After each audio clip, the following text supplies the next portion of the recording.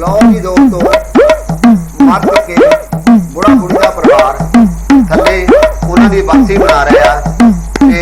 जो दिखावा कर रहा ते वो बुढ़ा बुढ़ी ऊपर बैठे हुए स्वर्गां विच बैठे हुए सारा कुछ देख रहा ते उन्हों की वार्तालाप फिर इस झूठ गीत रहा गल सुन लै कद्दू दी बीबी कट्ठे हो के आए गरीबी इधरों उधरों माया लुटी रहन ना दित्ती कोई गरीबी गल सुन लै कद्दू दी बीबी कट्ठे हो के आए गरीबी इधरों उधरों माया लुटी रहन ना दित्ती कोई गरीबी आडर खाया पीला बाद च कौन बीबी लाई आडर खाया पीला बाद च कौन बीबी लाई साडे बच्चियां ने साडी भरती अज मनाई साडे बच्चियां ने साडी भरती अज मनाई लगदी तेरी टौर बथेरी फोटो हार च जचदी तेरी वे लगदी तेरी टौर बथेरी फोटो हार च जचदी तेरी देख सकूं ना सानू कोई आपा भी पा आइए फेरी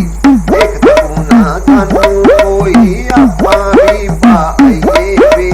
साल बाद फिर साडे घर विच साल बाद फिर साडे घर विच बच्ची ए सहनाई मेरे टिंडियां ने बड़ी घर विच रौनक लाई मेरे टिंडियां ने बड़ी घर विच रौनक लाई मरे होई बल्ले बल्ले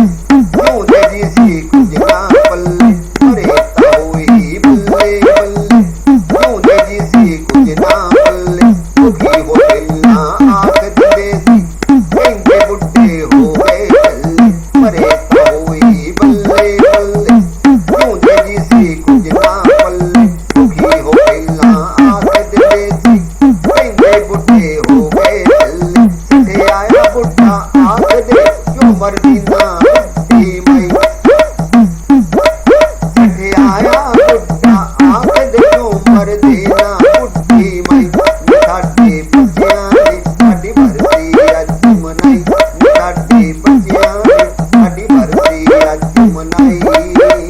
दिन बुलाए लीडर आए कुर्सी उत्ते गए बिठाए दिन बुलाए लीडर आए कुर्सी उत्ते गए बिठाए कुछ लोकां ने भेड़ चाल पैरां नूं आके हथ लाए दिन बुलाए लीडर आए कुर्सी उत्ते गए बिठाए कुछ लोकां ने भेड़ चाल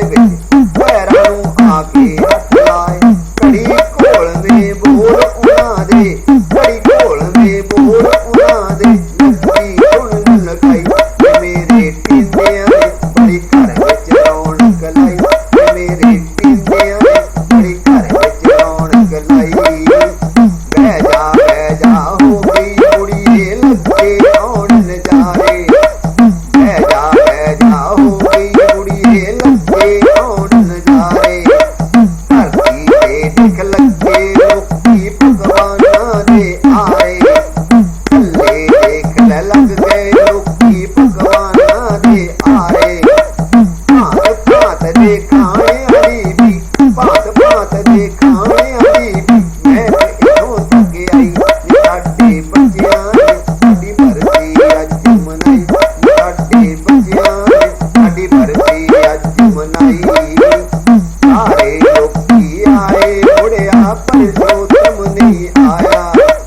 सारे लोकी आए बुढ़िया पर जोतम नहीं आया